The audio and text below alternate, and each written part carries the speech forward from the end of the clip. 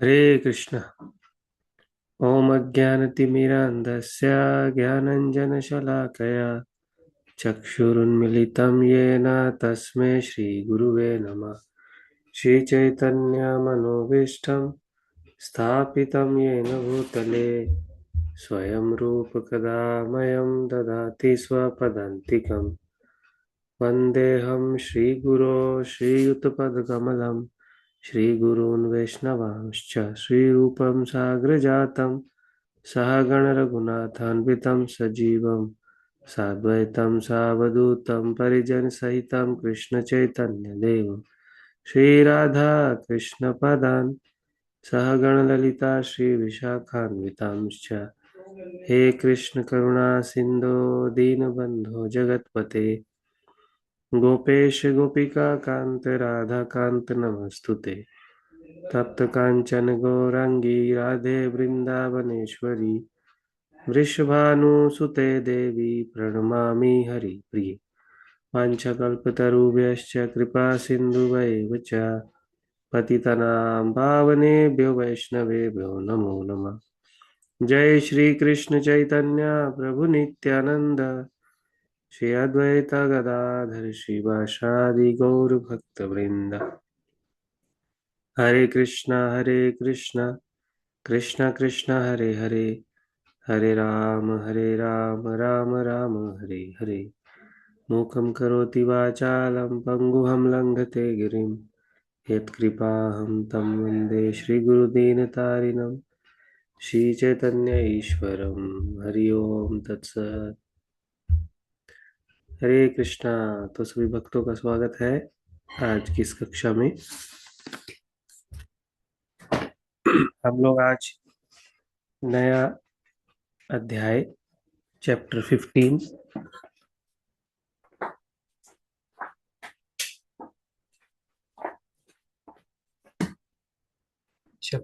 15 शुरू करने जा रहे हैं। और 14 प्रकृति के 3 गुण, जो हमारा कल चैप्टर पूरा हो गया था, तो हम उसको एक बार ओवरव्यू कर लेते हैं।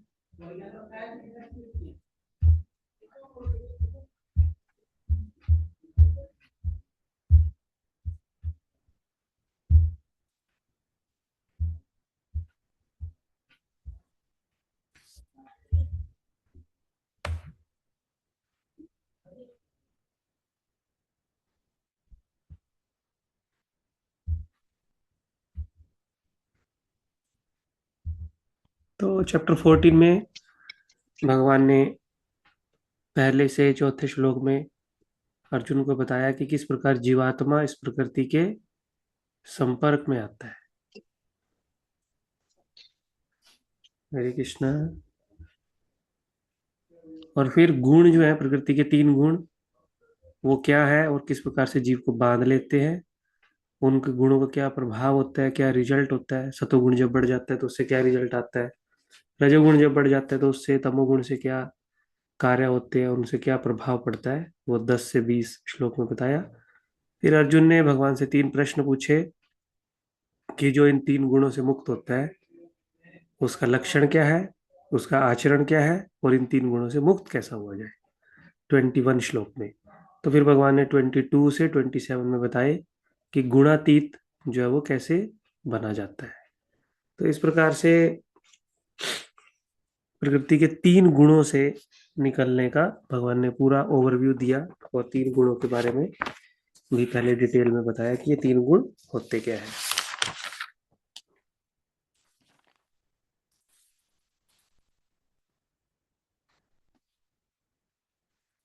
तो हम लोग इस संसार में आसक्ति के कारण 3 गुणों में बंधे रहते हैं, है ना। किसी की सतोगुण में आसक्ति है, किसी की रजोगुण में, किसी की तमोगुण में। तो अब भगवान 15वें अध्याय में ये बताना चाह रहे हैं कि ये जो संसार है, इस संसार की आसक्तियां क्या है, और उन आसक्तियों से हम लोग अपने आप को कैसे हटाएं। क्या चीज है जो संसार में हमको इन गुणों के प्रभाव में ले जाती है, और फिर हमारी आसक्ति जो है वो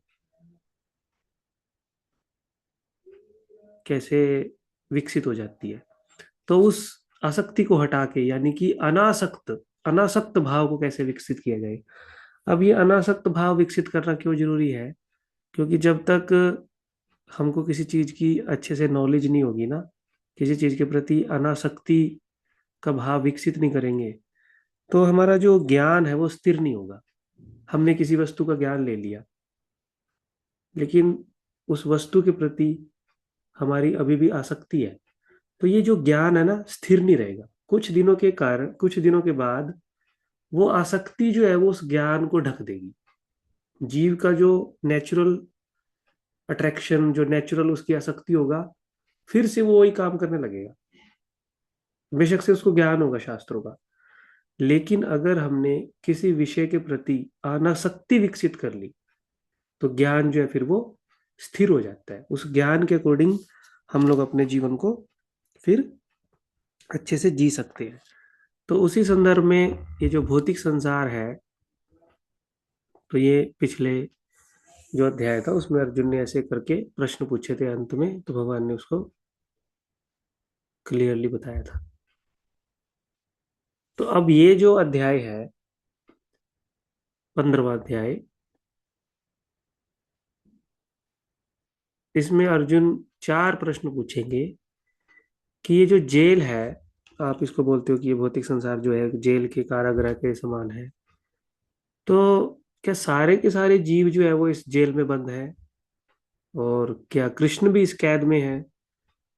और जो कैदी इस जेल में आसक्त हो गए हैं, उनका क्या होगा? और इससे कोई मुक्त होने का कोई मार्ग भी है? इस जेल से निकलने का मार्ग क्या है? तो अर्जुन जो है वो इन 4 प्रश्नों के उत्तर इस 15वें अध्याय में जानेंगे भगवान से। छोटा सा अध्याय है ये, इसमें 20 ही श्लोक है बस, लेकिन बहुत अच्छे से एक्सप्लेनेशन दिया हुआ है। जैसे ये दुर्ग है ये तो दिल्ली का किला नहीं है, आगरा का किला है ये। तो इसको किला या दुर्ग कहा जाता है। और अंग्रेजों के टाइम में वो ऐसे बड़े बड़े किलों को जेल के रूप में यूज करते थे। बहुत सारे कैदियों को उसमें डाल देते थे और फिर उसके ऊपर अपने सैनिक खड़े कर देते थे। तो किले, दुर्ग यानी कैद खाना।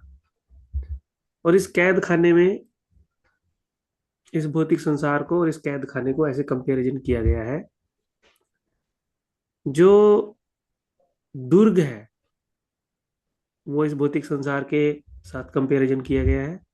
और इस दुर्ग में जो कैदी है, जो बंदी है, वो इस भौतिक संसार में कौन है? जीवात्माएं। और जैसे जब कोई जेल में डाल दिया जाता है किसी को, तो उसको एक अलग प्रकार की ड्रेस दी जाती है, उसकी वर्दी चेंज कर दी जाती है। तो इस भौतिक संसार में हमारी वर्दी क्या है, हमारी ड्रेस क्या है? हमारा जो शरीर है। और बेड़िया क्या है? 3 गुण, हमारे जो हथकड़ियां लगी हुई है, अदृश्य हथकड़ियां, वो सतोगुण, रजोगुण और तमोगुण। और इस जेल की जो जेलर है वो है दुर्गा देवी। ठीक है।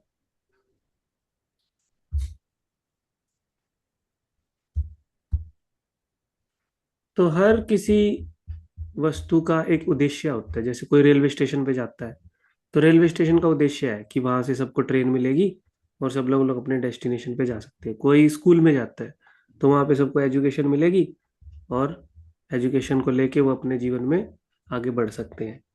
इसी प्रकार से अगर भगवान ने इस भौतिक संसार को बनाया, तो उसका भी कुछ उद्देश्य होगा ना। रीड कीजिए इसको।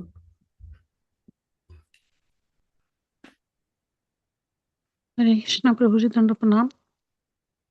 किसी भी स्थान का उससे जुड़ा एक उद्देश्य होता है जिसके लिए वह स्थान बना होता है। इस जगत का भी जहाँ हम रहते हैं एक उद्देश्य है और उसे जानने पर ही हम वह कार्य कर पाएंगे जिसके लिए हम यहाँ आए हैं। तो इस भौतिक संसार का क्या उद्देश्य है, भगवान ने क्यों बनाया इस भौतिक संसार को? जब हमको पता होगा ना उद्देश्य क्या है, तो हम उस डायरेक्शन में काम करेंगे। स्कूल में हम क्या करते हैं ना, एजुकेशन लेते हैं ना। रेलवे स्टेशन पे क्या करते हैं? टिकट खरीदते हैं, ट्रेन का इंतजार करते हैं, ट्रेन में चढ़ते हैं। तो इस भौतिक संसार को भगवान ने किस लिए बनाया? क्या उद्देश्य है इसका, क्या लगता है आपको?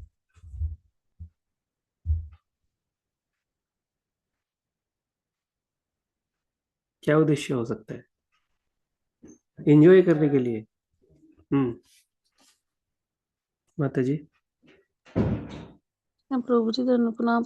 इस भौतिक जगत का ये उद्देश्य हो सकता है कि भगवान यहाँ पे जब आते हैं अपनी लीलाएं करते हैं, उससे हम लोग जो कैद में हैं, हम लोग भी उस चीज को देख के हमें भी, हमारे मन में भी ये अभिलाषा हो कि हम भी भगवान के धाम जाएं, भगवान के साथ रहें, उनकी लीलाओं में पार्ट लें। हम्म, बहुत अच्छा। और कोई? हाँ, नरेश प्रभु। जीवात्माएं जो भगवान के प्रति विद्रोह की, तो एक सजा के तौर पे यहाँ पे जीवात्मा को भेजा गया है। तो भौतिक संसार में हमें तीन गुणों तीन तापों द्वारा कष्ट दिया जाता है। और किस लिए कष्ट क्यों दिया जाता है? ताकि जो जो कैदी हैं उनको समझ में आए कि हमने कुछ गलती की है और उस गलती को हमने दोहराना नहीं है। जेल में कैदियों को इसलिए नहीं डाला जाता कि वहां पे वो कैदी सड़ते रहेंगे। उनको वहां पे इसलिए डाला जाता है कि उन्होंने संसार में कुछ गलती की है, इसलिए तुमको जेल में डाल दिया है। अब बाहर जाके ऐसी गलती ना करना। तो इसी प्रकार से ये जो भौतिक संसार है, ये भगवान ने इसीलिए बनाया क्योंकि हमने भगवान के विरुद्ध, भगवान के नियम के विरुद्ध कुछ गलती की है। उस वजह से हमें इस भौतिक संसार रूपी जेल में डाल दिया। और जेल में डाला इसलिए, और दुर्गा देवी को नियंत्रण दिया इस जेल का। उसको, दुर्गा देवी को इसका चीफ कमांडर बनाया, कारागार का मेन ऑफिसर बनाया।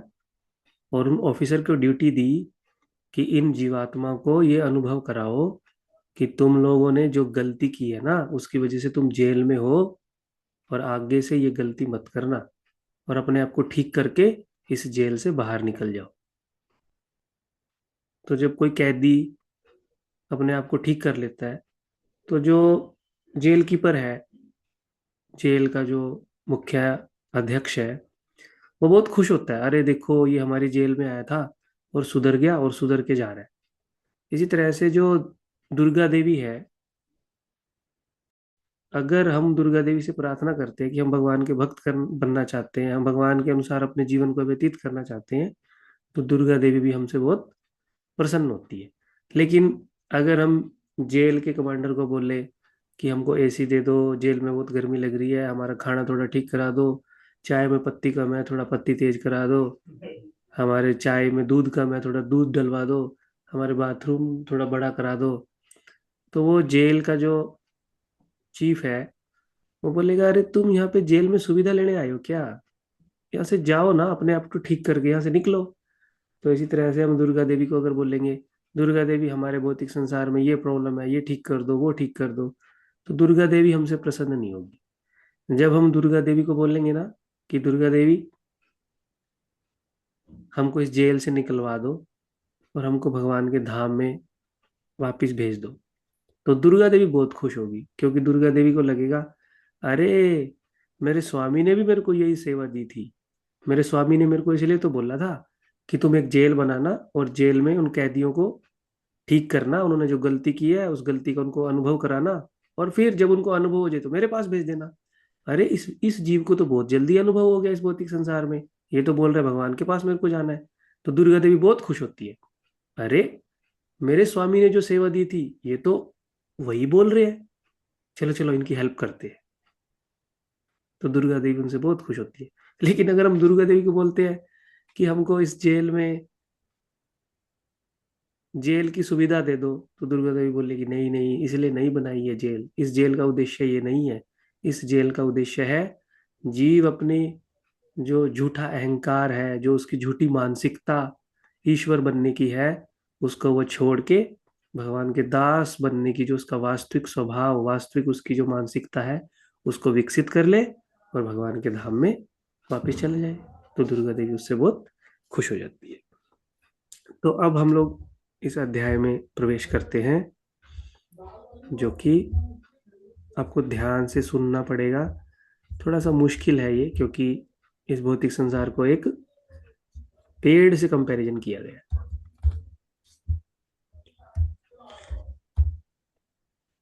पहला श्लोक है, ऊर्ध्वमूलम अधम शाखम अश्वत्थम प्राहु अव्ययम छंदांसि यस्य पर्णानि यस्तम वेद स वेदवित्। कहा जाता है कि एक शाश्वत वृक्ष है जिसकी जड़ें तो ऊपर की ओर है और शाखाएं नीचे की ओर, तथा पत्तियां वैदिक स्तोत्र है। जो इस वृक्ष को जानता है वह वेदों का ज्ञाता है। तो इस भौतिक संसार को भगवान अलग अलग तरह से कंपैरिजन करते हैं। कभी इस भौतिक संसार को बोलते हैं कि ये सपने की तरह है, कभी बोला जाता है कि ये भौतिक संसार मिथ्या है, कभी बोला जाता है कि ये भौतिक संसार एक पेड़ के समान है। और वो भी कौन सा पेड़? अश्वत्थ पेड़। अश्वत्थ जो है वो एक पेड़ों की कैटेगरी है जिसमें बरगद का पेड़ और पीपल का पेड़ आता है। और वो पेड़ भी कैसा है? उल्टा पेड़ है ये भौतिक संसार। तो यहाँ पे हम कुछ क्वेश्चनों को जानते हैं, फिर इन क्वेश्चनों के जब हम आंसर जान लेंगे तो हमको समझ में आ जाएगा बहुत सारा कुछ। तो यहाँ पे आप स्क्रीन में देख रहे हैं ना, एक उल्टा पेड़ है।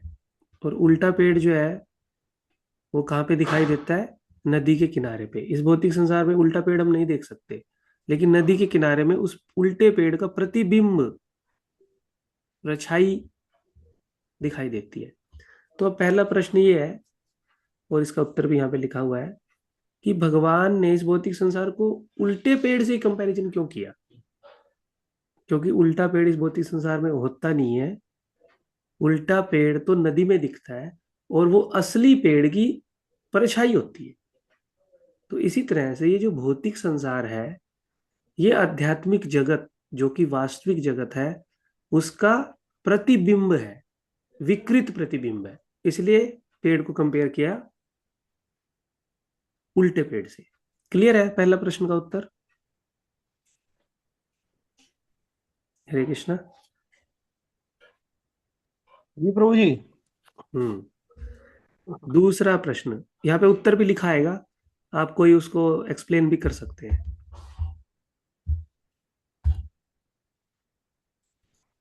तो ये पेड़ जो है उसकी सतह क्या है, मतलब खड़ा किसके ऊपर है? वो मिट्टी के ऊपर खड़ा होता है ना। उसकी सतह क्या है? जीव की स्वतंत्र इच्छा। ये भौतिक संसार कब बनता है? जब जीव इस भौतिक संसार में भोग करना चाहता है। ये पेड़ जो है वो कब दिखता है, उल्टा पेड़? जब ये नदी के किनारे पे खड़ा हो और नदी में पानी हो।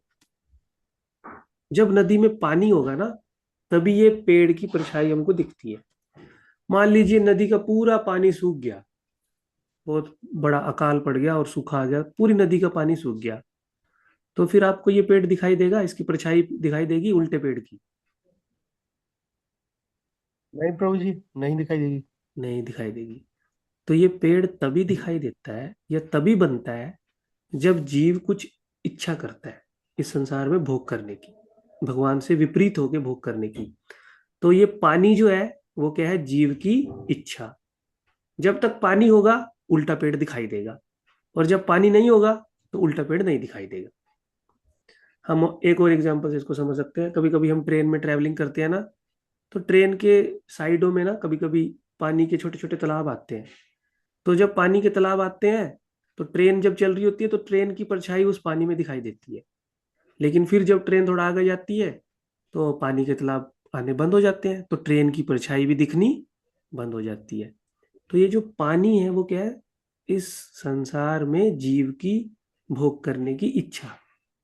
जब भोग करने की इच्छा होगी तो उसके लिए ये भौतिक संसार उपलब्ध हो जाएगा। और जब भोग करने की इच्छा नहीं होगी, यानी कि पेड़ के किनारे में पानी नहीं होगा, तो उसके लिए भौतिक संसार अवेलेबल नहीं होगा, वो आध्यात्मिक जगत में ही रहेगा। ठीक है। दूसरा प्रश्न। 6 प्रश्न है, इनको समझने से हम 4-5 श्लोकों को बहुत अच्छे से समझ सकते हैं। और तीसरा प्रश्न है कि भगवान ने आम का पेड़ क्यों नहीं लिया, नीम का पेड़ क्यों नहीं लिया, अश्वत्थ का ही पेड़ क्यों लिया? क्योंकि अश्वत्थ का पेड़ जो है वो बहुत जटिल होता है, बहुत कॉम्प्लिकेटेड होता है। उसकी जड़ हमको एक जड़ होती है, लेकिन उसके साथ साथ और भी बहुत सारी उसकी जड़ें बन जाती है। देखा ना आपने बरगद का पेड़, एक डाल ऊपर जाएगी और उस डाल से कुछ ऐसे नीचे की तरफ डाल आएगी, फिर वो जमीन में फिर एक और जड़ बना देगी, फिर उसमें से एक पौधा बड़ा और निकल जाएगा। ऐसे बहुत कॉम्प्लिकेटेड होता है बरगद का पेड़। तो ये भौतिक संसार जो है ना, ये भी बहुत कॉम्प्लिकेटेड है। इसमें भी हमारी बहुत जगह जड़ें हैं, बहुत जगह हमारी आसक्ति है। कोई ऐसे बोल सकता है ना, अरे मेरी तो एक ही कमी है, अगर ये मेरी कमी ठीक होगी तो मैं तो भगवान के धाम चला जाऊंगा। नहीं नहीं नहीं, हमारा एक कमी हमको दिख रहा है अभी कि मेरी ये है। जब हम उसको शॉर्ट आउट कर लेंगे ना, तो लगेगा अरे यार दूसरी जगह भी मेरी कुछ कमी है, तीसरी जगह भी कुछ कमी है। तो हमारी जो भौतिक इच्छाएं हैं ना, हमारे अंदर जो कमियां हैं वो बहुत सारी हैं, बहुत कॉम्प्लिकेटेड है। हमारी जड़ें जो हैं इस भौतिक संसार में बहुत सारी है, जहाँ पे हम लोग जमे हुए हैं, जिसके कारण हम बंधे हुए हैं। इसलिए भगवान ने ऐसे कॉम्प्लिकेटेड पेड़ को भौतिक संसार से कंपेयर किया, क्योंकि कॉम्प्लिकेटेड पेड़ की बहुत सारी जड़ें होती हैं, और इस भौतिक संसार में भी जीवों की बहुत सारी आसक्तियां हैं, बहुत सारी जड़ें हैं। फोर्थ, ये बहुत जटिल होता है, ये तो मैंने बता दिया। और पहली जड़ क्या है? मतलब उल्टा पेड़ जो है, उसकी जड़ में सबसे पहले ब्रह्मा जी रहते हैं। ब्रह्मा जी से फिर उनके नीचे नीचे नीचे उनकी चेतना गिरती रहती है, मनुष्य देवता ऐसे बनते हैं, और फिर जानवर ऐसे बनते रहते हैं। और इसकी शाखाएं क्या है? अलग अलग लोक है। कभी कोई किसी शाखा पे कूद लगाता है, कभी कोई किसी शाखा पे कूद जाता है। यानी कि कोई भौतिक संसार में ऊपर की तरफ चला जाता है, कोई नीचे की तरफ चला जाता है, कोई उसी स्तर में रह जाता है। जैसे हमने पढ़ा था ना, ऊर्ध्वम गच्छन्ति सत्वस्था, कोई ऊपर की तरफ चला जाता है, कोई नीचे की तरफ चला जाता है, कोई बीच में। तो ये जो शाखाएं हैं वो अलग अलग प्रकार के लोक हैं। जीव जो है वो कभी इस शाखा पे जाता है, कभी उस शाखा पे जाता है, चेंज करता रहता है। तो अब हम अपने श्लोक को पढ़ते हैं, और फिर इसको और प्रभुपाद जी के तात्पर्य से जानेंगे क्या इसमें और लिखा है। पुरुषोत्तम योग, श्लोक संख्या 1। ऊर्ध्वमूलम अधशाखम अश्वत्थम प्राहु अव्ययम छंदांसि यस्य प्रणानि यस्तम वेद स वेदवित्। भगवान ने कहा जाता है कि एक शाश्वत अश्वत्थ वृक्ष है, जिसकी जड़ें तो ऊपर की ओर है और शाखाएं नीचे की ओर। क्लियर है? जड़ें ऊपर की ओर है और शाखाएं नीचे, यानी उल्टा पेड़ है। तथा पत्तियां वैदिक सत्रोत है। जो इस वृक्ष को जानता है वह वेदों का ज्ञाता है।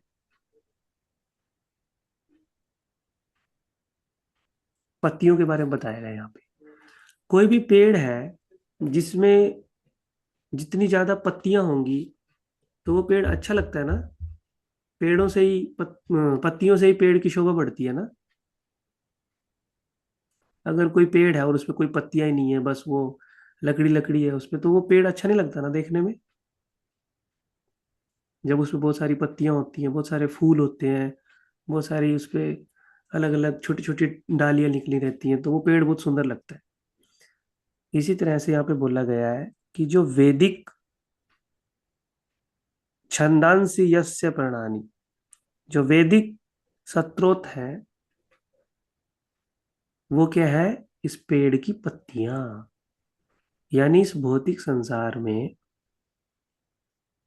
जो वेद है वो पत्तियों का काम करते हैं।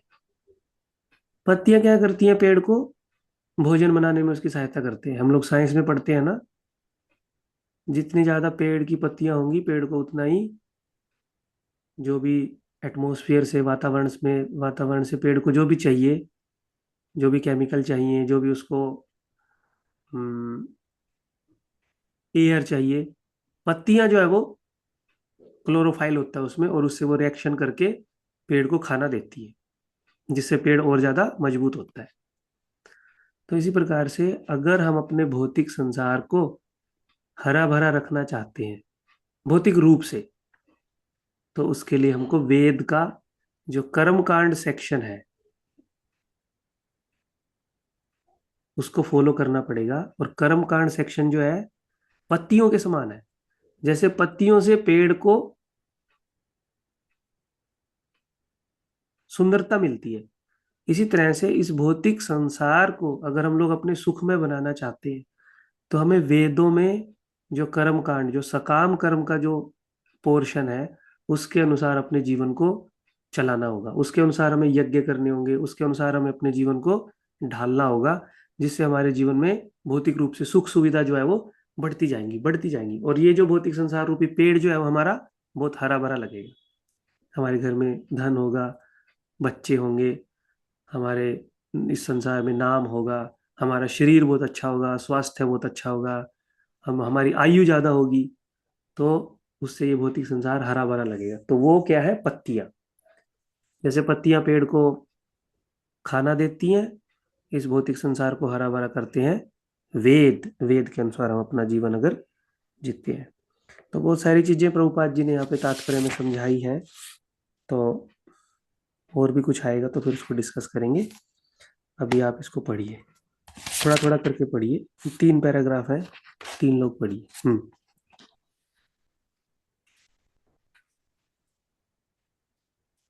जय राधे माता जी।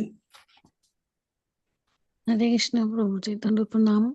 तात्पर्य श्रील प्रभुपाद जी के द्वारा भक्ति योग की महत्ता की विवेचना के बाद यह पूछा जा सकता है, वेदों का क्या प्रयोजन है।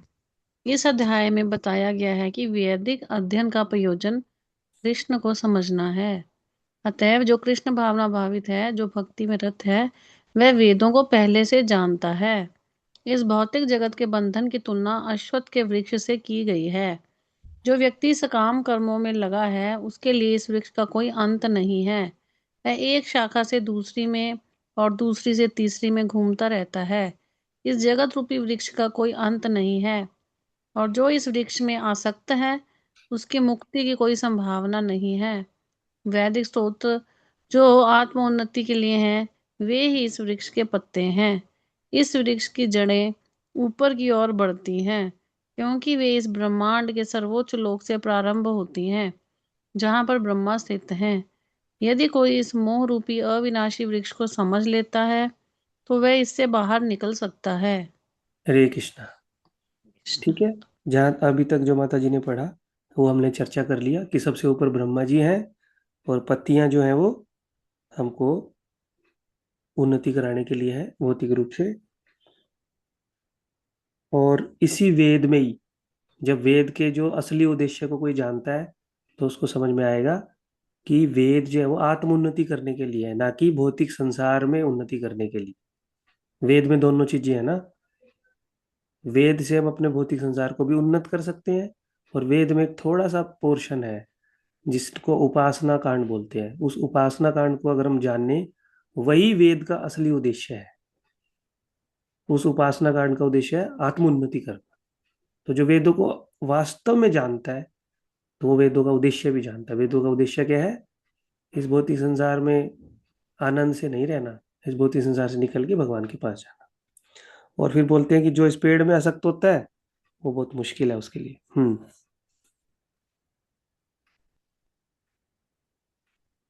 और कोई सेकंड पैराग्राफ से? हरे कृष्ण प्रभु जी। हम्म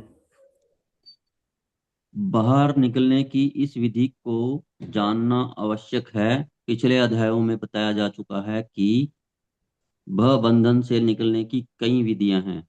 हम 13वें अध्याय तक यह देख चुके हैं कि भगवत भक्ति ही सर्वोत्कृष्ट विधि है। भक्ति का मूल सिद्धांत है भौतिक कार्यों से विरक्ति तथा भगवान की दिव्य सेवा में अनुरक्ति। इस अध्याय के प्रारंभ में संसार से आसक्ति तोड़ने की विधि का वर्णन हुआ है। इस संसार की जड़ें ऊपर की ओर बढ़ती हैं।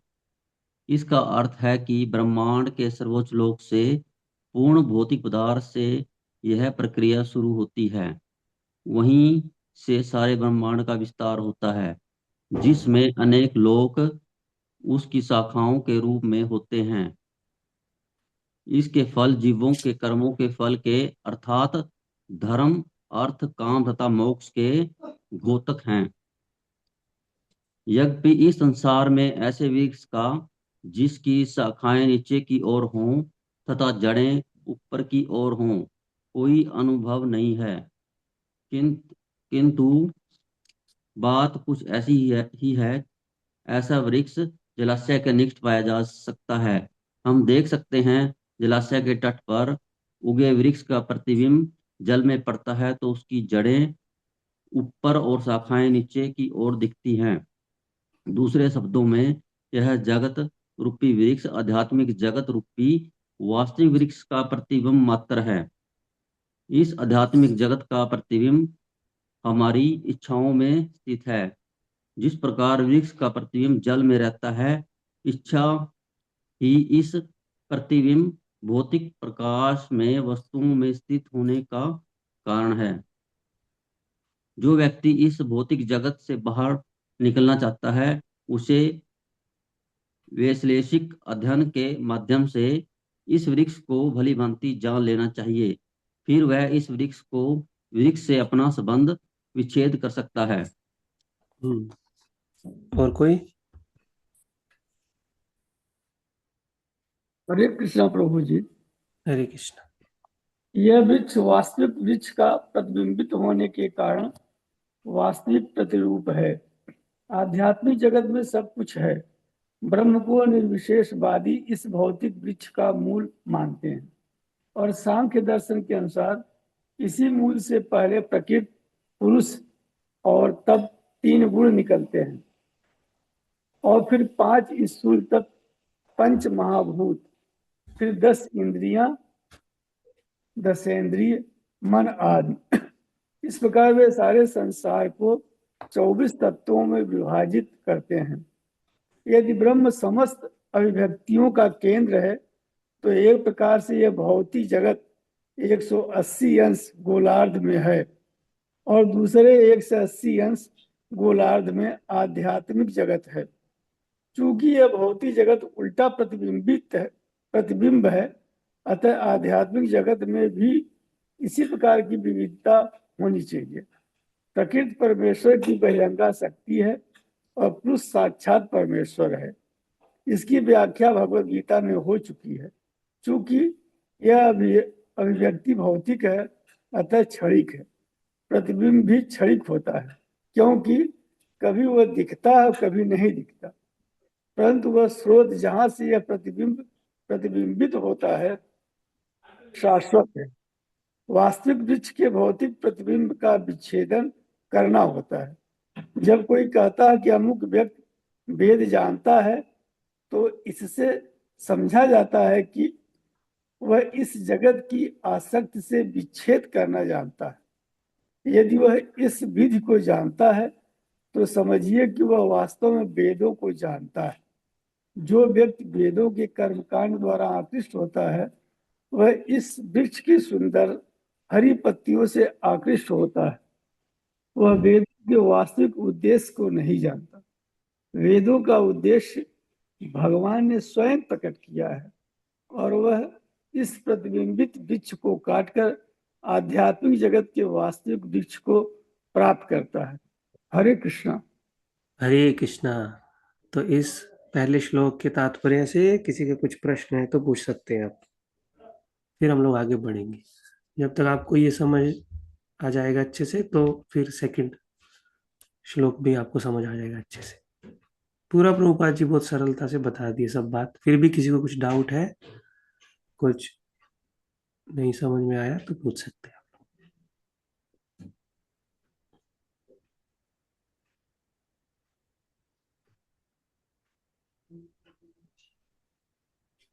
हरे कृष्णा प्रभु जी, दंडवत प्रणाम। प्रभु जी यहाँ पे 180 अंश भौतिक का और 180 अंश ही गोलार्ध आध्यात्मिक जगत का कैसे बताया, जबकि आध्यात्मिक जगत तो ज्यादा होता है 75%। नहीं, यहाँ पे माता जी परसेंटेज नहीं है। यहाँ पे जो हमारा ओरिजिनल पेड़ है वो आध्यात्मिक जगत है और जो भौतिक जगत है वो उसके नीचे की तरफ दिखता है ना, पेड़ की परछाई। तो अगर इसको पूरे को हम लोग एंगल को मेजर करेंगे तो ऊपर का जो 180 है, वो ऊपर का जो पेड़ का हिस्सा है वो 180 है, वो आध्यात्मिक जगत, और नीचे का जो 180 है वो भौतिक जगत। आध्यात्मिक और ये भौतिक। ठीक है माता जी। यहाँ पे ये परसेंटेज वाला नहीं है, ये परसेंटेज वाला अलग है वो। जी प्रभु जी। ये पेड़ के एंगल बताया कि दोनों पेड़ को कंपैरिजन किया है आध्यात्मिक और भौतिक जगत से। जो ओरिजिनल पेड़ है वो आध्यात्मिक जगत है, और जो भौतिक पेड़ है वो उसका उल्टा है, लेकिन दोनों क्या है, 180 एंगल में। और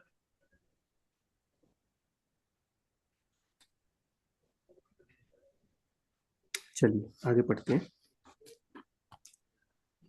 अधश्च ऊर्ध्वं प्रसितास्य शाखा गुणा प्रविद्या विषया प्रवाला, अधश्च मूलानि अनुसन्ततानि कर्मानुबन्धिनी मनुष्यलोके। इस वृक्ष की शाखाएं ऊपर तथा नीचे फैली इस वृक्ष की शाखाएं ऊपर तथा नीचे फैली हुई हैं और प्रकृति के 3 गुणों द्वारा पोषित हैं। इसकी टहनियां इंद्रिय विषय हैं। इस वृक्ष की जड़ें नीचे की ओर भी जाती हैं, जो मानव समाज के सकाम कर्मों से बंधी हुई हैं। तो यहाँ पे प्रकृति के 3 गुण द्वारा पोषित है। इसकी जो शाखाएं हैं वो 3 गुण द्वारा पोषित है। यहाँ पे इसका क्या अर्थ है कि ये भौतिक संसार में जो है वो 3 गुण क्रियाशील है। जैसे आप लोग देखते हैं कि कोई बहुत बड़ा बरगद का पेड़ है, अगर उस बरगद के पेड़ को किसी हिस्से में कोई बीमारी नहीं आई पेड़ में, तो उस साइड से पेड़ जो है बहुत हरा भरा दिखाई देता है, उस तरफ फल भी ज्यादा आता है। लेकिन मान लीजिए किसी हिस्से में उसको पेड़ को बीमारी लग गई, उसका जो कीड़े लग गए उसको एक साइड से, तो उस पेड़ में जो पत्तियां है ना वो ज्यादा हरी भरी नहीं होंगी, और उस तरफ से पेड़ की जो ग्रोथ है वो रुक जाती है ना। तो जहां पे पेड़ को पोषण ज्यादा मिलता है वहां से पेड़ ज्यादा हरा भरा हो जाता है, जहां से बीमारी नहीं लगती वहां से ज्यादा हरा भरा हो जाता है। जहां पे उसको पोषण नहीं मिलता वहां से वो सूख जाता है। इसी प्रकार से इस भौतिक संसार के जो पोषक वस्तु है वो क्या है, प्रकृति के 3 गुण। जहां पे रजोगुण ज्यादा होता है तो वहां पे रजोगुण का पोषण हो जाता है, जहां पे सतोगुण ज्यादा होता है वहां पे सतोगुण का पोषण हो जाता है, सतोगुण जैसी वस्तु दिखने लग जाती है। जहाँ पे तमोगुण ज्यादा होता है वहां पे तमोगुण की वस्तु दिखने लग जाती है। तो ये जो पेड़ है इसकी जो जड़ है, जो ऊपर का हिस्सा है, वहां पे सतोगुण का पोषण ज्यादा होता है, इसलिए सतोगुणी लोक होते हैं ऊपर की तरफ। और जो नीचे का हिस्सा है भौतिक संसार का, वहां तक सतोगुण पहुंचता नहीं, वहां पे तमोगुण ज्यादा होता है, तो तमोगुण जैसी चीजें प्रकट होती हैं। एक सिंपल से उदाहरण से समझते हैं। जो गंदा नाला है, गंदे नाले में हमको क्या दिखते हैं, गंदे कीड़े दिखते हैं ना, क्योंकि तमोगुण है वहां पे। तो वहां पे वही उत्पन्न हो जाते हैं। हंस तो नहीं जाता ना गंदे नाले में, डेंगू के मच्छर फैलते हैं वहां पे, या कीड़े उत्पन्न होते हैं वहां पे, क्योंकि वहां पे तमोगुण है। उस प्रकार के जीवों को पोषण मिलता है बढ़ने के लिए, तो वो लोग बढ़ जाते हैं वहां पे। तो ये जो भौतिक संसार है हर चीज गुणों से बनी हुई है ना। इस संसार में हमारी इंद्रियां भी गुणों से बनी है, हमारा शरीर भी गुणों से बना है, ये भौतिक संसार भी गुणों से बना है। और इस गुण की वजह से ही हमारा जो है इस संसार में अट्रैक्शन होता है, इस गुण की वजह से ही हमारे इस संसार में रिपल्शन होता है किसी से। जैसे एक सिंपल सा उदाहरण और देख सकते हैं, शायद मैंने पहले भी कभी बताया होगा ये, कि मान लो आपके घर में कोई चूहा आ गया ना, तो माता जी को देख के उस चूहे के प्रति थोड़ी ना आकर्षण होता है, लेकिन उस चूहे को, फीमेल चूहे को देख के आकर्षण हो जाता है।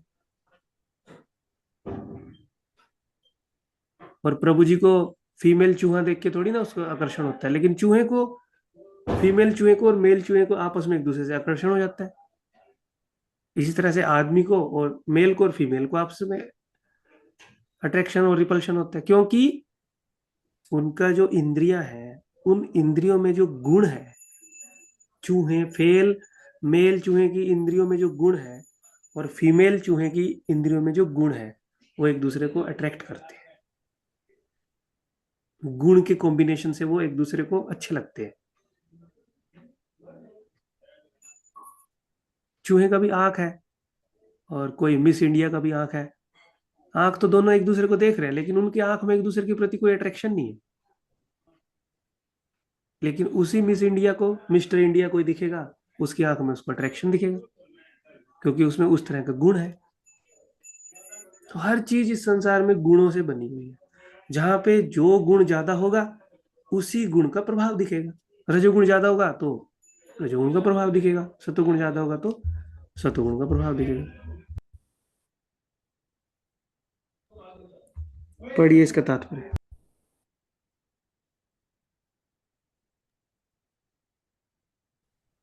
तात्पर्य। हरे कृष्ण प्रभु। अश्वत्थ वृक्ष की यहाँ और भी व्याख्या की गई है। इसकी शाखाएं चतुर्दिक फैली हुई हैं। निचले भाग में जीवों की विभिन्न योनियां हैं, यथा मनुष्य, पशु, घोड़े, गाय, कुत्ते, बिल्लियां आदि। ये सभी वृक्ष की शाखाओं के निचले भाग में स्थित हैं। लेकिन ऊपरी भाग में जीवों की उच्च योनियां हैं, यथा देव, गंधर्व तथा अन्य बहुत सी उच्चतर योनियां। जिस प्रकार सामान्य वृक्ष का पोषण जल से होता है, उसी प्रकार यह वृक्ष प्रकृति के 3 गुणों द्वारा पोषित है। कभी कभी हम देखते हैं कि जलाभाव से कोई कोई भूखंड वीरान हो जाता है, तो कोई खंड लहलहाता है। इसी प्रकार जहाँ प्रकृति के किन्हीं विशेष गुणों का आनुपातिक आधिक्य होता है, वहां उसी के अनुरूप जीवों की योनियां प्रकट होती हैं। वृक्ष की टहनियां इंद्रिय विषय हैं। विभिन्न गुणों के विकास से हम विभिन्न प्रकार की इंद्रियों का विकास करते हैं, और इन इंद्रियों के द्वारा हम विभिन्न इंद्रिय विषयों का भोग करते हैं। शाखाओं के सिरे इंद्रियां हैं, यथा कान, नाक, आंख आदि, जो विभिन्न इंद्रिय विषयों के भोग में आसक्त हैं। टहनियां शब्द, रूप, स्पर्श आदि इंद्रिय विषय हैं। सहायक जड़ें राग तथा द्वेष हैं, जो विभिन्न प्रकार के कष्ट तथा इंद्रिय भोग के विभिन्न रूप हैं। धर्म अधर्म की प्रवृत्तियां इन्हीं गौड़ जड़ों से उत्पन्न हुई मानी जाती हैं, जो चारों दिशाओं में फैली हैं। वास्तविक जड़ तो ब्रह्मलोक में है, किंतु अन्य जड़ें मर्त्यलोक में हैं। जब मनुष्य उच्च लोकों में पुण्य कर्मों का फल भोग चुकता है, तो वह इस धरा पर उतरता है और उन्नति के लिए सकाम कर्मों का नवीनीकरण करता है। यह मनुष्य लोक कर्म क्षेत्र माना जाता है।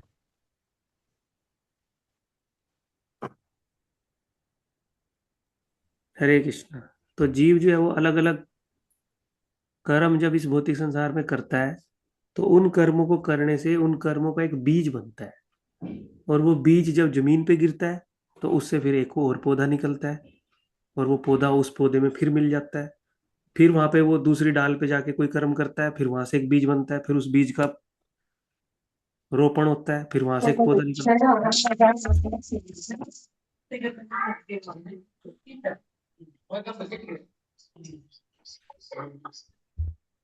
हरे कृष्ण। हरे कृष्ण। तो इस प्रकार से हमारे अलग अलग कर्मों के कारण हम लोग उस कर्म का अलग अलग बीज उत्पन्न करते हैं, और उस बीज से फिर ये जो कॉम्प्लिकेटेड वृक्ष है और ज्यादा कॉम्प्लिकेटेड हो जाता है हमारी इच्छाओं के कारण, जिसमें जीव जो है वो हमेशा के लिए इसमें फंसा रहता है, एक डाल से दूसरी डाल, दूसरी डाल से तीसरी डाल। कभी उसको लगता है अरे उस डाल पे जाते हैं, उस डाल पे अलग प्रकार का सुख है, तो फिर भगवान उसको उस डाल पे भेज देता है, और उसके अकॉर्डिंग उसको आंख, कान, नाक दे देता है। उसको लगता है वो फल खाना अच्छा है, तो भगवान तो लेकिन इस शरीर से तो तुम ये फल नहीं खा सकते, तो उस फल को खाने के लिए जो शरीर चाहिए ठीक है वो दे देता हूँ तुमको। तो फिर ऐसे करके जीव 84 लाख योनियों में इस भौतिक संसार में ही कभी ऊपर कभी नीचे, कभी ब्रह्मा कभी कीट, ऐसे बन के घूमता रहता है, घूमता रहता है, और इस तरह से कभी भी इस भौतिक संसार रूपी पेड़ से वो बाहर नहीं आ जाता। तो थोड़ा और इसमें बताया जा रहा है, तीसरे और चौथे में फिर योग्यता बताई जाएगी कि कैसे इस भौतिक संसार से निकला जाता है। न रूपमस्यै तथोपलभ्यते नान्तो न चार्दीन च संप्रतिष्ठा अश्वत्थमेनं सुविरूढमूलम् असंगेन शस्त्रेण दृढेन चित्वा तथा पदं तत् परिमार्गितव्यम् यस्मिन् गन्ताना निर्वर्तन्ति भूया तमेव चाद्यं पुरुषं प्रपद्ये यत्त प्रवृत्ति प्रसिता पुराणी।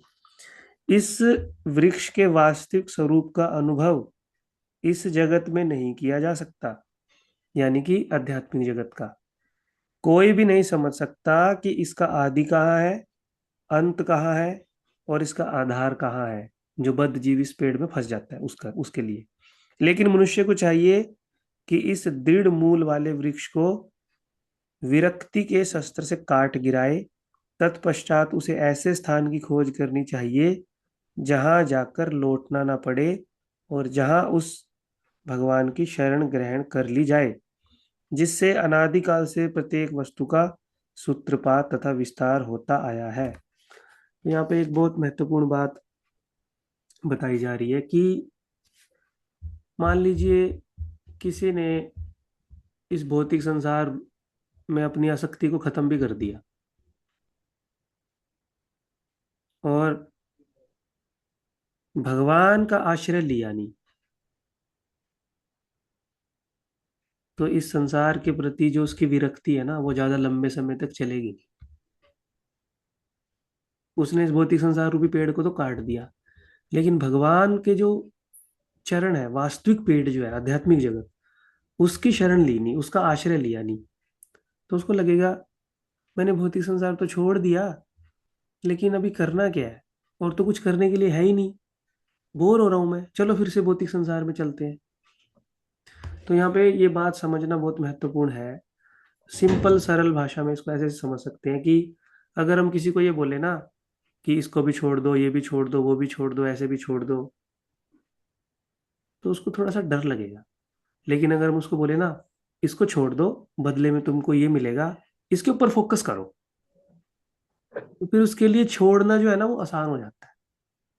तो अगर हम बोलते हैं ना भौतिक संसार छोड़ दो, भौतिक संसार मिथ्या है, इसमें दुख है, इसमें कष्ट है, तो जीव इसको सुन लेगा, लेकिन मन मन के लिए ना उसके भारी होगा ये सब करना। लेकिन अगर उसको बोला जाएगा भौतिक संसार छोड़ दो, आध्यात्मिक जगत में जाना है, भौतिक संसार में दुख है, आध्यात्मिक जगत में बहुत आनंद है, भौतिक संसार को तुम छोड़ रहे हो, उस पर ध्यान मत दो, आध्यात्मिक जगत के बारे में सोचो, उसके ऊपर कंसंट्रेट करो, तो उसके लिए ही भौतिक संसार छोड़ना आसान हो जाएगा। सिंपल उदाहरण है, कोई ब्रह्मचारी अपने घर को छोड़ता है तो उसको बोला जाता है तुम वृंदावन में रहोगे, देखो वृंदावन में कितना अच्छा है, मायापुर में रहोगे कितना अच्छा है, वहां पे गुरु का संग है, भक्तों का संग है, तो उसको लगता है बढ़िया है।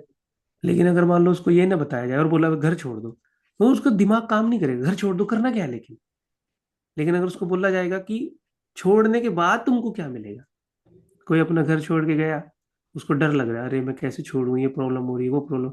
लेकिन अगर वो वृंदावन में गया, वो उसको लगेगा अरे वृंदावन में तो गौशाला है, वहां पे हम जप कर सकते हैं, वृंदावन में तो सेवा कर सकते हैं, वृंदावन में तो रोज भगवान का दर्शन कर सकते हैं, अलग अलग और मंदिर है वहां पे दर्शन कर सकते हैं वृंदावन में, तो उसको बहुत कॉन्फिडेंस आएगा वृंदावन जाने का।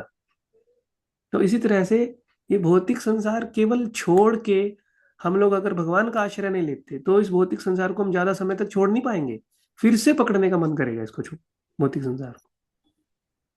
तो ये यहाँ पे बताया जा रहा है।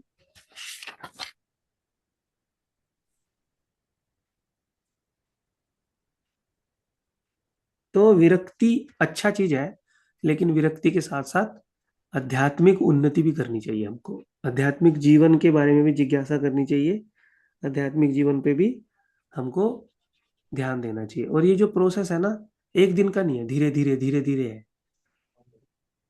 है ना। शास्त्रों में हमारे एक लाइन आती है ना, जतो देबे ततो पाबे, देबे ना पाबे ना। भगवान बोलते हैं ये यथा माम प्रबुधन्ते तांस्तते बजा में हम, जो मेरे लिए जितना करता है मैं भी उसके लिए उतना करता हूँ। अगर हम लोग कैलकुलेशन करते हैं, भगवान भी कैलकुलेशन करते हैं। अगर हम लोग अपना एफर्ट 10% डालते हैं, भगवान भी 10% रेसिप्रोकेशन करते हैं। और अगर हम 10 से 12 13 ऐसे बढ़ाने का प्रयास करते हैं, तो भगवान भी हमारा आनंद को बढ़ाता है, भगवान भी हमारे और पास आ जाते हैं। तो दोनों तरफ से आई है ना, बड़ी इसका तात्पर्य। क्योंकि बद्ध जीवन में ना, बद्ध जीव का आश्रय क्या है? बद्ध जीव का आश्रय क्या है? उसकी भौतिक संसार की योजनाओं को पूरा करना, उसके इंद्रिय तृप्ति को पूरा करना, तभी तो वो भौतिक संसार में जी रहा है। अगर उसको बोल लो कि तुम्हें भौतिक संसार में कुछ नहीं करना, कोई तुम्हें अपनी योजना नहीं बनानी, कोई अपनी इच्छा को पूरा नहीं करना, तो बोलेगा मैं रहूं क्यों संसार में, करना क्या है मेरे को फिर? लेकिन हम लोग क्या बोलते हैं, भक्ति क्या है? ठीक है, अपनी भौतिक इंद्रियों को छोड़, तृप्तियों को छोड़ दो, भौतिक योजनाओं को छोड़ दो, आध्यात्मिक योजना बनाओ, आध्यात्मिक जीवन में आनंद लो। तो फिर उसको लगता है हाँ ये तो प्रैक्टिकल लग रहा है थोड़ा, ऐसे तो मैं कर सकता हूँ। हे मिलता माता जी, पढ़िए। हरे कृष्णा प्रभु जी। तात्पर्य, अब यह स्पष्ट कह दिया गया है कि इस अश्वत्थ वृक्ष के वास्तविक स्वरूप को इस भौतिक जगत में नहीं समझा जा सकता, क्योंकि इसकी जड़ें ऊपर की ओर हैं। अतः वास्तविक वृक्ष का विस्तार विरुद्ध दिशा में होता है। जब वृक्ष के भौतिक विस्तार में कोई फंस जाता है तो उसे ना तो यह पता चल पाता है कि यह कितनी दूरी तक फैला हुआ है, और ना ही इस वृक्ष के शुभारंभ को ही देख पाता है। फिर भी मनुष्य को कारण की खोज करनी ही होती है। मैं अमुक पिता का पुत्र हूँ, जो अमुक पिता का पुत्र है, आदि। इस प्रकार अनुसंधान करने से मनुष्य को ब्रह्म प्राप्त होता है, जिन्हें गर्भोदक्षाई विष्णु ने उत्पन्न किया है। इस प्रकार अंततः भगवान तक पहुंचा जा सकता है, जहाँ सारी गणवेशना का अंत हो जाता है। मनुष्य को इस वृक्ष के उद्गम, परमेश्वर की खोज ऐसे व्यक्तियों की संगति द्वारा करनी होती है, जिन्हें उसे परमेश्वर का ज्ञान प्राप्त है। इस प्रकार ज्ञान से मनुष्य धीरे धीरे वास्तविकता के इस छद्म प्रतिबिंब से विलग हो जाता है, और संबंध विच्छेद होने पर वह वास्तव में मूल वृक्ष में स्थित हो जाता है। इस प्रसंग में असंग शब्द अत्यंत महत्वपूर्ण है, क्योंकि विषय भोग की आसक्ति तथा भौतिक प्रकृति पर प्रभुता अत्यंत प्रबल होती है। अतएव प्रमाणिक शास्त्रों पर आधारित आत्मज्ञान की विवेचना द्वारा विरक्ति सीखनी चाहिए और ज्ञानी पुरुषों से श्रवण करना चाहिए। भक्तों की संगति में रहकर ऐसी विवेचना से भगवान की प्राप्ति होती है। तब सर्वप्रथम जो करनी है वह है भगवान की शरण ग्रहण करना। यहाँ पर उस स्थान का वर्णन किया गया है जहाँ जाकर मनुष्य इस छद्म प्रतिबिंब वृक्ष में कभी वापस नहीं लौटता। भगवान कृष्ण वह आदि मूल है जहाँ से प्रत्येक वस्तु निकली है। उस भगवान का अनुग्रह प्राप्त करने के लिए केवल उनकी शरण ग्रहण करनी चाहिए, जो श्रवण कीर्तन आदि द्वारा भक्ति करने के फल स्वरूप प्राप्त होती है। वे ही भौतिक जगत के विस्तार के कारण हैं। इसकी व्याख्या पहले ही स्वयं भगवान ने की है। अहम सर्वस्व प्रभव, मैं प्रत्येक वस्तु का उद्गम हूँ। अतएव इस भौतिक जीवन रूपी प्रबल अश्वत्थ के वृक्ष के बंधन से छूटने के लिए कृष्ण की शरण ग्रहण की जानी चाहिए। कृष्ण की शरण ग्रहण करते ही मनुष्य स्वतः इस भौतिक विस्तार से विलग हो जाता है। हरे कृष्ण। तो यहाँ पे एक प्रश्न है आप सब लोगों के लिए। ठीक है, आपको जो भी उत्तर समझ में आए देना, ये मत सोचना कि गलत होगा सही होगा। प्रभुपाद जी बोल रहे हैं अगर हम लोग इस भौतिक संसार से छूटना है तो इस वृक्ष को काटना पड़ेगा। तो कैसे काटेंगे इस वृक्ष को?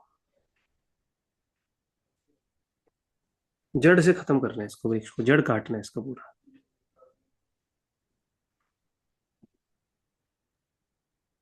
हाँ, अंजलि माता जी। हरे कृष्णा प्रभु जी। डिवोटी एसोसिएशन और अभ्यास और वैराग्य से। जय राधे माता जी। हरे कृष्णा प्रभु जी, धन्य प्रणाम। गुरु कर सकते हैं अपनी कृपा से, उनके शार्प स्ट्रॉन्ग वर्ड से। हमारे लिए मुश्किल है। हाँ, अमरजीत प्रभु। प्रभु जी, इसमें दो धारी तलवार की जरूरत पड़ेगी, भक्ति और विरक्ति। हाँ, भक्ति और विरक्ति, अच्छा है। और एक पेड़ के उससे बताओ कि पेड़ को कैसे काटा जाए, उस पेड़ में दिक्कत क्या आएगी काटने में आपको? ये पेड़ जो है ना, उल्टा पेड़ है और पानी में लगा हुआ है, पानी में दिखाई दे रहा है भौतिक रूपी जो पेड़ है। तो इस पेड़ को कैसे काटते हैं, वहां पे पानी भी है। कुल्हाड़ी पेड़ को से। प्रभु जी कुल्हाड़ी पेड़ को से? प्रभु जी इग्नोर करना पानी में पड़ेगा। कैसे चलेगी कुल्हाड़ी? हम्म, हरे कृष्णा प्रभु जी, पानी को ही सुखा देंगे। हाँ वेरी गुड। पानी क्या है? भौतिक आसक्ति हमारी। ये पेड़ बनता ही कब है? जब पानी होता है, तभी तो पेड़ में, पेड़ की जो परछाई है वो पानी में दिखाई देती है। पानी होएगा ही नहीं, पेड़ की परछाई नहीं दिखाई देगी, तो पेड़ अपने आप कटा कटा है। तो पानी को सुखाने से हम लोगों को एक तो इसकी जड़ दिखाई देगी और इसका अस्तित्व भी खत्म हो जाएगा। तो पानी क्या है? इस भौतिक संसार में हमारी जो आसक्तियां, इस भौतिक संसार में हमारी जो इच्छाएं हैं, तो जब हम उनको भगवान की इच्छाओं के साथ मिला देंगे तो पेड़ का अस्तित्व ही नहीं बचेगा। हम इस भौतिक संसार में है, लेकिन होते हो भी नहीं है, आध्यात्मिक जगत में है। क्योंकि पेड़ का अस्तित्व कब है? जब हमारी भौतिक इच्छाएं हैं। मतलब पेड़ कब दिखाई देता है? जब पानी है। पानी है ही नहीं तो पेड़ भी नहीं है। मैंने बताया ना ट्रेन का एग्जाम्पल। ट्रेन जा रही है, साइड में पानी है तो ट्रेन का उल्टा प्रतिबिंब दिखता है। ट्रेन आगे निकल गई, पानी नहीं है तो ट्रेन का कोई प्रतिबिंब नहीं है। प्रतिबिंब यानी भौतिक संसार नहीं है।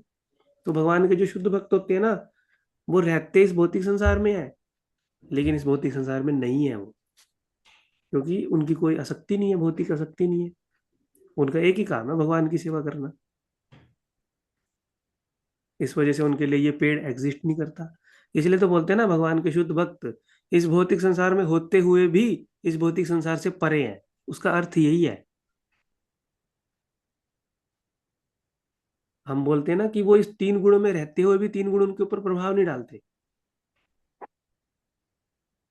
क्योंकि उनकी चेतना उन गुणों से, उनकी चेतना इस भौतिक संसार के प्रभाव से प्रभावित नहीं होती।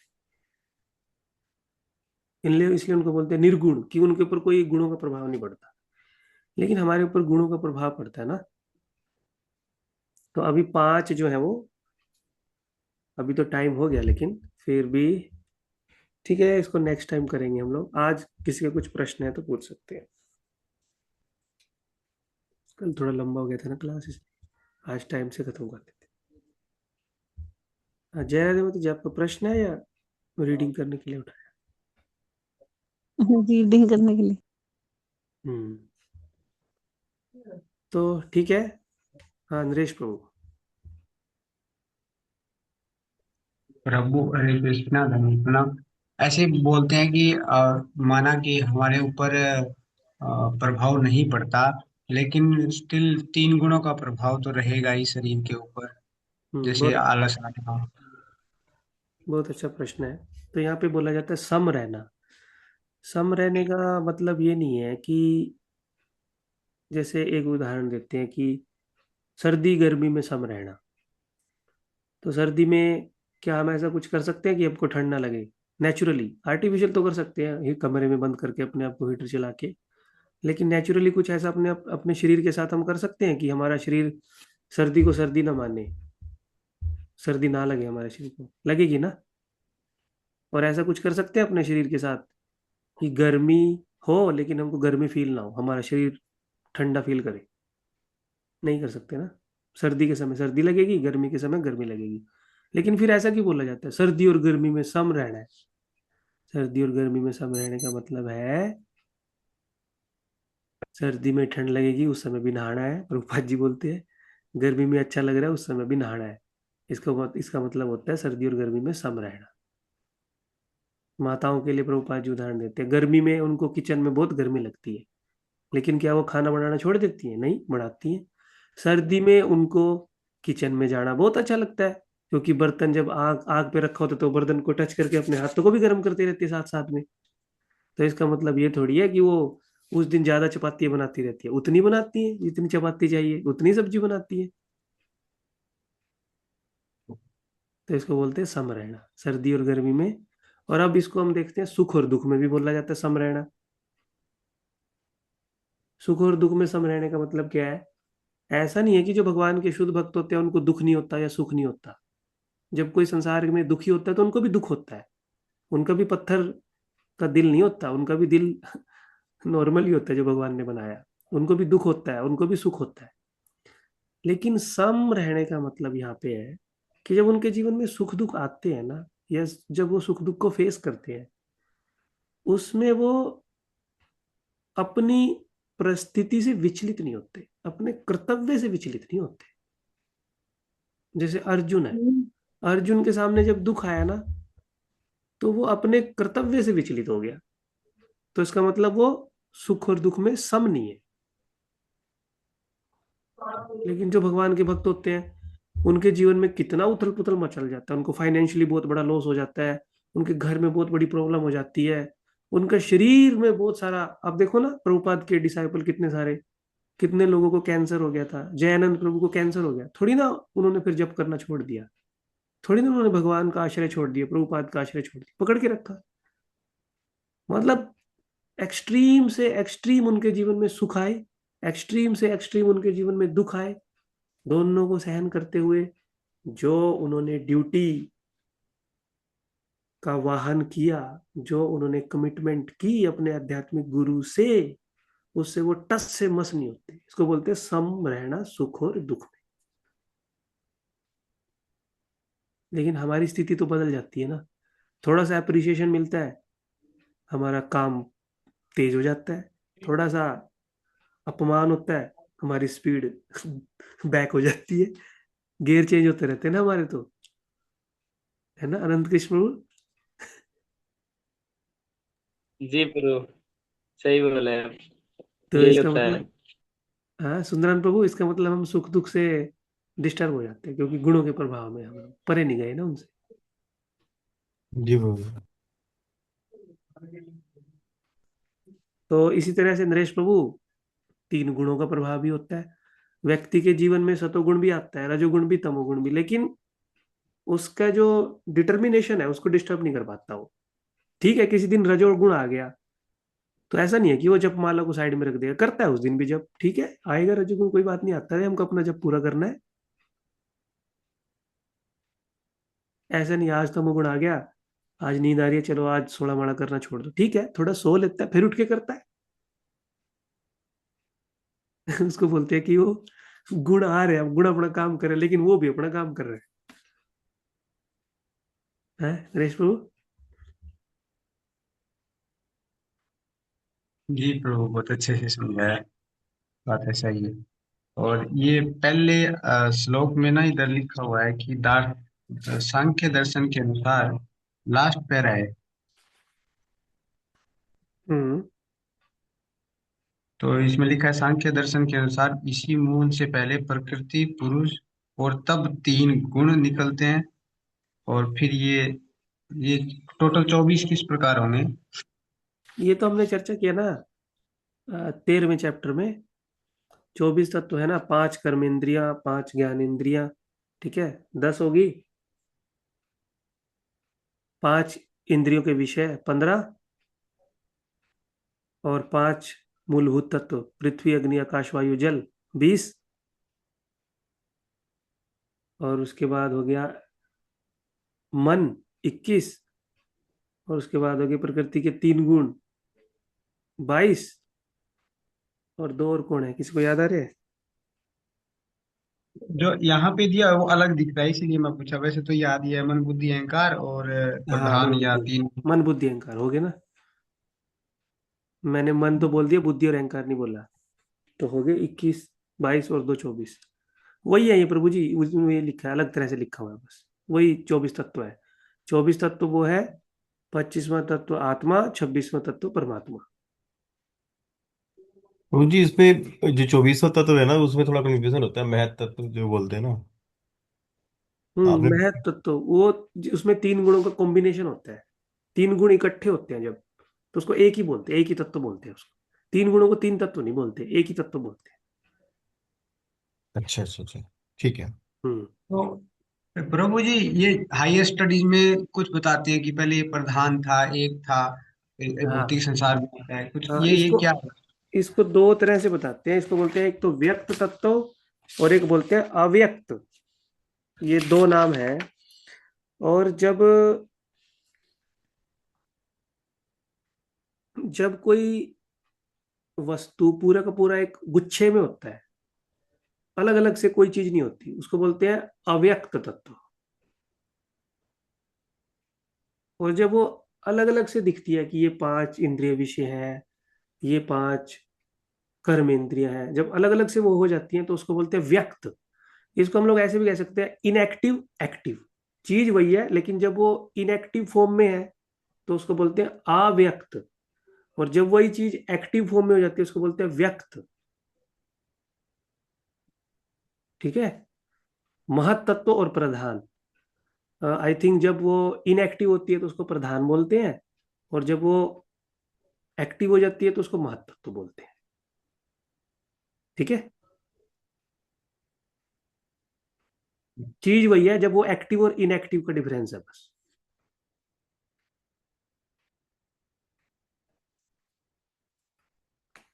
और हरे कुछ? कृष्णा प्रभु जी, इसी श्लोक के लास्ट में जो बताया गया है कि ये प्रतिबिंब तो क्षणिक होता है, लेकिन बताया गया है कि जो ये इसका जो स्रोत है प्रतिबिंब का प्रतिबिंबित होता है वो शाश्वत है। माता जी, आप एक रूम में बैठे हैं, तो आप रियल हैं या टेम्परेरी हैं? रियल। और आपके ऊपर एक लाइट पड़ रही है, और उस लाइट की वजह से आपकी एक परछाई बन रही है, वो रियल है या टेम्परेरी है? जब तक प्रभु जी लाइट है तब तक ही है बस। हाँ, तो बस ऐसे ही है ये भौतिक जगत। ये भौतिक जगत आध्यात्मिक जगत की वजह से ही बना है। तो ऐसा नहीं कह सकते कि भौतिक जगत मिथ्या है। भौतिक जगत भी रियल है लेकिन टेम्परेरी है, और आध्यात्मिक जगत भी रियल है और परमानेंट भी है। ध्यान से सुनो इन बात को। आध्यात्मिक जगत रियल है, भौतिक जगत भी रियल है। आध्यात्मिक जगत परमानेंट है, भौतिक जगत टेम्परेरी है। जब लाइट आप ऑफ करोगे तो आपकी परछाई दिखाई देगी? नहीं प्रभु जी। जब लाइट जलाएंगे तो? दिखेगी।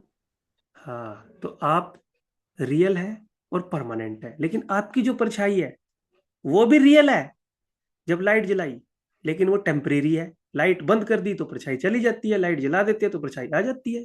तो ये भौतिक जगत और ये आध्यात्मिक जगत, ऐसे इसका कंपैरिजन किया गया। जी प्रभु जी। हरे कृष्णा। थैंक यू प्रभु जी। सूर्य से भी इसका एक उदाहरण दिया जाता है। जैसे सूर्य है ना, सूर्य पूरे ब्रह्मांड को प्रकाशित कर रहा है, लेकिन एक बादल का टुकड़ा आ गया, और उस बादल के टुकड़े की वजह से पृथ्वी के कुछ भाग पे सूर्य का प्रकाश नहीं पड़ रहा। तो वो जो टुकड़ा है पृथ्वी का जिसपे ऊपर सूर्य का प्रकाश नहीं पड़ रहा, वो है तो पृथ्वी का ही हिस्सा, लेकिन जब माया रूपी बादल आया उसने सूर्य को ढक लिया। तो ये जो भौतिक संसार है ये बना आध्यात्मिक जगत से ही है। जब आध्यात्मिक जगत का एक हिस्से को माया रूपी बादल ने ढक लिया तो वो भौतिक संसार बन गया। भौतिक संसार का अपना कोई अस्तित्व होता ही ना, जब आध्यात्मिक जगत है तभी भौतिक जगत है। लेकिन उसकी जो वो है, क्या बोलेंगे उसको, करेक्टरिस्टिक, वो परमानेंट नहीं है, वो टेम्परेरी है। बादल हटेंगे, सूर्य का प्रकाश फिर से पृथ्वी पे पड़ जाएगा। तो वो जो छाया है वो बादल की वजह से है। बादल आएगा छाया आ जाएगी, बादल हटेगा छाया फिर चली जाएगी। आध्यात्मिक जगत पे सूर्य पे कोई प्रभाव नहीं पड़ रहा, उस बादल की वजह से नीचे की लोकेशन पे प्रभाव पड़ रहा है। तो ये भौतिक जगत भी ऐसा ही है। भौतिक जगत की जब रिक्वायरमेंट होती है तो भगवान इसको प्रकट कर देते हैं माया के बादल लगा के। जब इसकी रिक्वायरमेंट नहीं होती, सब जीव भगवान के पास रह रहे हैं, तो ये रहता ही नहीं भौतिक संसार। ठीक है माता जी। जी प्रभु जी। थैंक यू सो मच प्रभु जी। हरे कृष्णा। हरे कृष्ण। और कोई किसी का कुछ प्रश्न है? चलिए, नेक्स्ट वीक फिर हम लोग श्लोक संख्या 5 से चर्चा करेंगे, और अगले अगले वीक में इस चैप्टर को हम खत्म कर देंगे। और 14वें चैप्टर का जो क्विज है वो बनाएंगे 1-2 दिन में, फिर आपके साथ शेयर करेंगे, आप लोग उसको भी अटेम्प्ट कर सकते हैं। हरे कृष्णा। शिला प्रभुपाद की जय। भगवत गीता यथारूप की जय। निताई गौर प्रेमानंदे। हरि हरि बोल।